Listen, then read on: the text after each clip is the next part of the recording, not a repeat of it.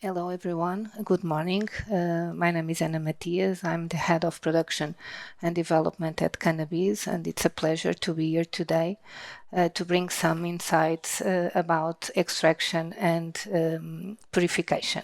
So I'll start with the simple principle. Extraction is a simple principle and is based in the concept that we need to have biomass in dried or fresh form, milled or not, and in contact with a solvent.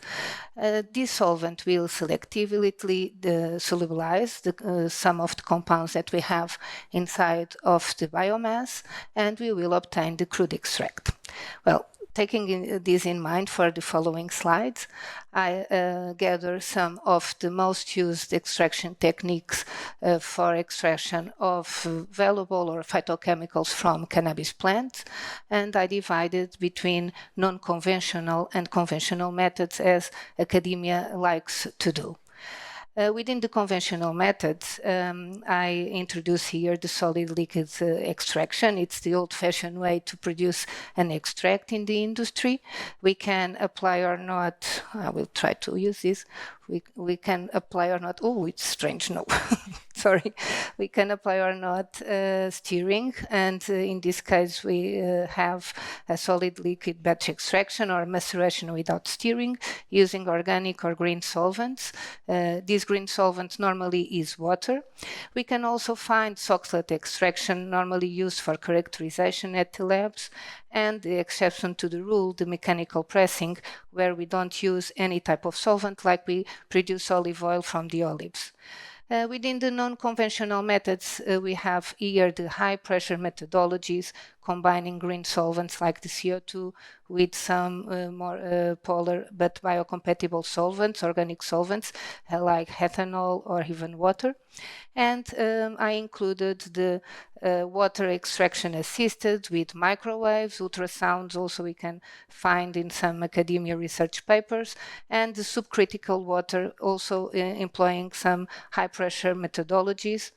And I included here, I'm not sure if all of the audience is aware about these alternative solvents called deputatic solvents. It's a solid extraction, solid liquid extraction, but in this case is using alternative solvents called deputatic. And they are playing some cards in the bioactives extraction, and I bring here to give this knowledge to the audience. So based on such different type of extraction technology that we can find, a question arises, and which extraction strategy should I select? And I suggest to make this decision based on 6 main criteria and combine these answers to these 6 main criteria with a 3-step approach that I will present in the following slides. So we need to think about the type of product that we want to have. If we want to sell a full spectrum, a broad spectrum, fractions, or a isolate. And what type of compounds we want to have inside of the product. If we want to have a full spectrum, we need to consider the entourage effect, the synergetic effect between the compounds. So probably we want to have flavonoids, fatty acids, terpenes also to enhance bioavailability, as we already heard during the morning, and which type of cannabinoids we want to have. We need to also think about regulatory requirements and constrictions. Otherwise, we can't, if we can't have organic solvent at the end as a residue, we need to consider these when we are selecting the solvent. We should also think about environmental impact and sustainability of the process that we are thinking to implement, cost of the equipment, running costs of the process, but compare these with the budget available, of course, and think about the infrastructure, about the footprint that we need to have specific equipment, resources available, and in this case we also need to think about human resources if we need to have some technical experts, and other utilities that you need to run the operation. So the first step, I propose the identification of the target compounds. It's really important to know the biomass that we are trying to work with and to extract. And as you may see here, and probably already know, a cannabis plant has thousands and thousands of different compounds. And even within the cannabinoids, we have 100 of different molecules. And with these, we have a wide range of chemical and physical properties. And these different chemical and physical properties will change the solubility of each compound in the solvent, if you remember and recall the first slide. So second step is the selection of the best suitable solvent. And we can define these based in three main criteria: technical criteria, practical criteria, and economical and social criteria. And after we select the compounds that we want to extract, we need so to think about selectivity. Will these compounds be soluble in this solvent? And here we can apply the empirical rule, like dissolves like. If we want to extract a fatty acid, so we need to use a more lipid solvent. We also need to understand if we are able to handle this solvent, if it is too viscous, the density of the solvent, and if it is or not reactive to the environment, oxygen, for instance, or reactive to another type of compound that we may have inside the biomass. In terms of practical criteria, we need to think, and it's the most critical, about separation. Could we recover this solvent? Are we able to remove from the biomass or not? If it is commercially available, also. I worked with a solvent many years ago that it was great, but I can't find anywhere, so it's not worth to work with it. And if we can or not clean after the process and without residues in the end inside the equipment.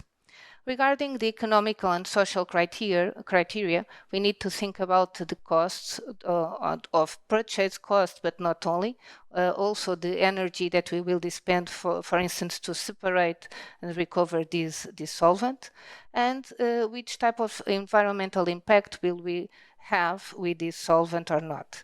Also, toxicity for the consumer, of course, and think about sustainability, and we can classify our solvents more or less like this diagram you see here. Of course, water is the best green solvent we can use, but not always is the best option. This is a side slide, only for whom is not such aware of what is a supercritical fluid or a supercritical CO2. I will try to use this to explain better, but let's see. CO2 is a non-polar molecule. It's a very, very small molecule.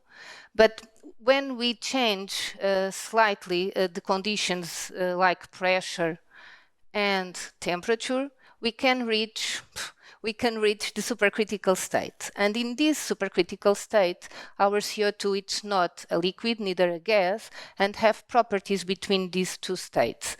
With that, we are able to extract different compounds, molecular families, and we will change the polarity of these compounds, of this solvent. And this is why it's so flexible and so attractive to work with this solvent. And if you see here, if we had and or if we could additive to some percentage, up to some percentage of a modifier, a more polar molecule like ethanol or water, we can have a full range of solubility of different molecular families. And this is very interesting, for instance, to do fractionation with high pressure methodologies. Okay. So the third step is the selection of the technique. Now we know already which compounds we want to extract, where we selected the solvent, and among all the techniques that we have, we can select accordingly our footprint, utilities that we have, and so on, based on the first slide.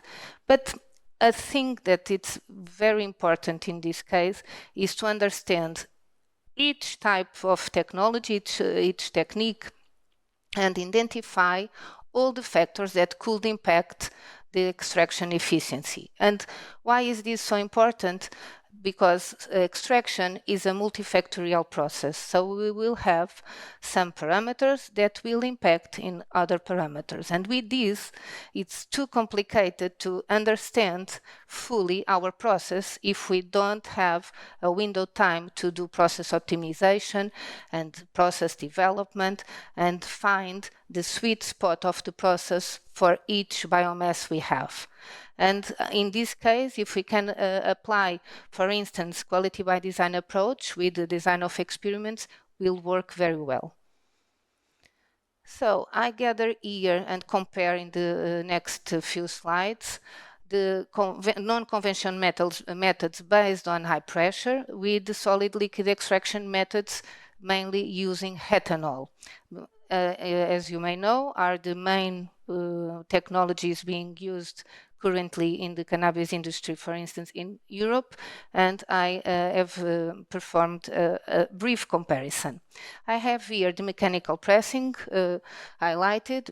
I'm not comparing this process with the other two, but I wanted to include here because it's a process that we could use at industrial level also.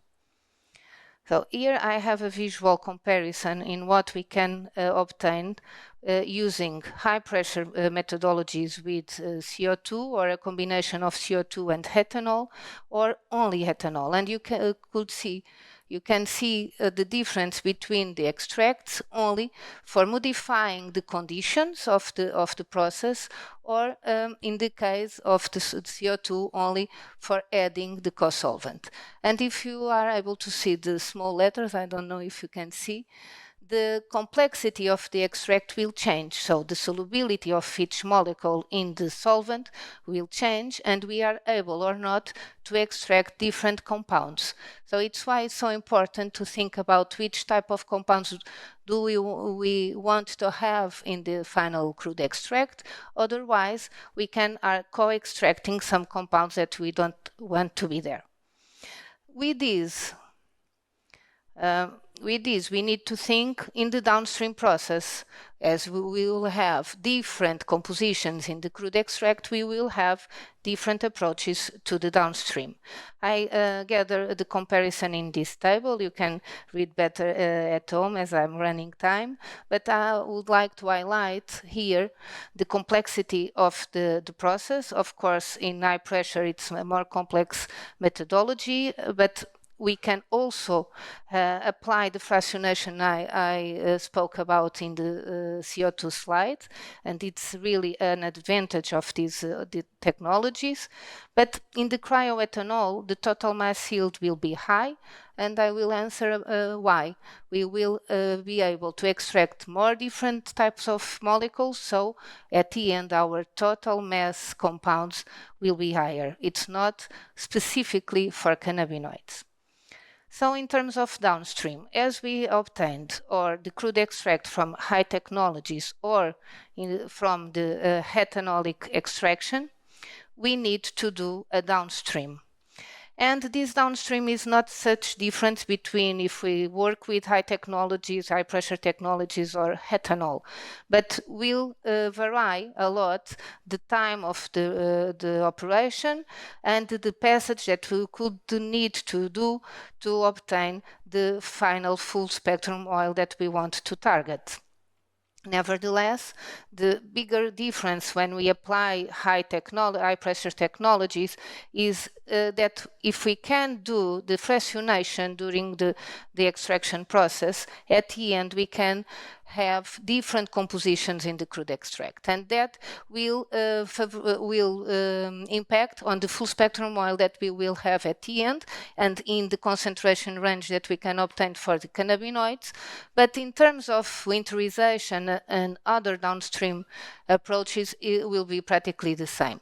We can vary the concentration of waxes that we are extracting, but of course we need to do this winterization. There is a precipitation of the bigger molecules that we have inside the extract, and then separate the phases using a filtration.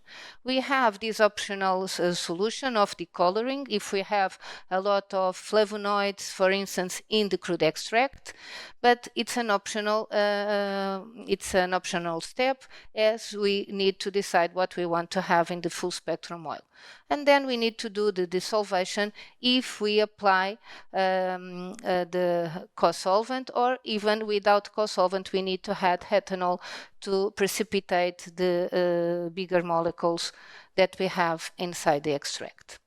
With ethanol, it's practically the same. The big difference here is when we use ethanol at low temperatures, the cryoethanol method, we are not solubilizing the chlorophylls and other bigger pigments. And with this, we will obtain a crude extract without chlorophylls, with less waxes also, but we will have a lot of flavonoids, and we need to think if we want to do the decoloring step or not. In this case of the cryoethanol, we can avoid the winterization step, but I will suggest to maintain the filtration to remove small lipid waxes that we could have there, but with the filtration at cold temperature. At the end, we will have a full spectrum more or less in the same range of concentration in cannabinoids, but even though with some specific conditions in high pressure, we can achieve higher concentrations. Then it depends, and depending if you want to have an isolate. Isolates are very interesting to do formulation in a standard way to obtain a more a high purity and a high quality product. And for this situation, we can combine 3 types of technologies or techniques. We can combine molecular distillation, chromatography, and crystallization. In this case, it will depend a lot on the type of full spectrum that we have as a starting material, because if you are dealing with a high purity cannabinoids content full spectrum, we can go directly to the crystallization if it will be CBD, or to the chromatography and pass the step of molecular distillation. Otherwise, if you want to start the chromatography with high purity full spectrum, or an extract or a distillate, we need to pass through the molecular distillation, where the boiling point of each compound will play a role to separate each one. In the case of chromatography, in the industry, we may find mainly the centrifugal partition chromatography, CPC, supercritical chromatography, and flash chromatography. The big difference between CPC and the other two is that CPC, it's a liquid-liquid separation without solid state phase, and in the other two techniques we need to have a solid state phase that will increase a lot the operating costs. In this case, it's very important to protect the column, so I advise to do first the molecular distillation. And then we can go straight to crystallization if we have a distillate or a product that could crystallize. And then I have here a review of all the strategies that we can apply. It's good to read at home if you want, and if you have questions, please contact me. And I have 6 take-home messages. So we can have diverse and different extraction methods. Each one has unique advantages, and it will depend on the key factors like the target product that we want to have at the end and the scale that we pretend to run. Then the downstream strategies will depend on the starting material, on the full spectrum composition. We have chromatography combined with crystallization as a key techniques for achieving high purity isolates.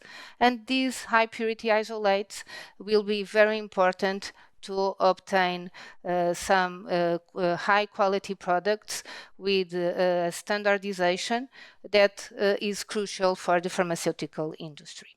Then I advise to have time for process optimization through quality by design if you can apply it. Don't forget sustainability will be a key factor in the future, and stay informed about the innovation within the academia, because could be the key factor to move forward and to keep the evolving in the industry.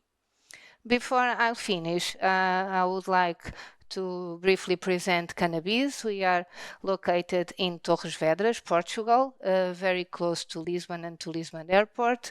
We are a vertical integrated company within a cultivation and a processing GMP area.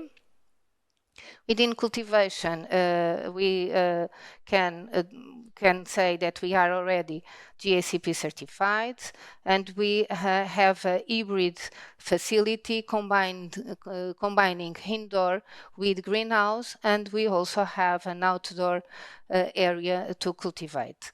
Our EU-GMP processing is towards drying until formulation, passing by extraction, downstream, and purification. Also, we, as you may see in the picture, we are working with high pressure based technologies, and we have then an equipment where we can apply integrated all the downstream steps like winterization, decoloring, also desolvation and decarboxylation.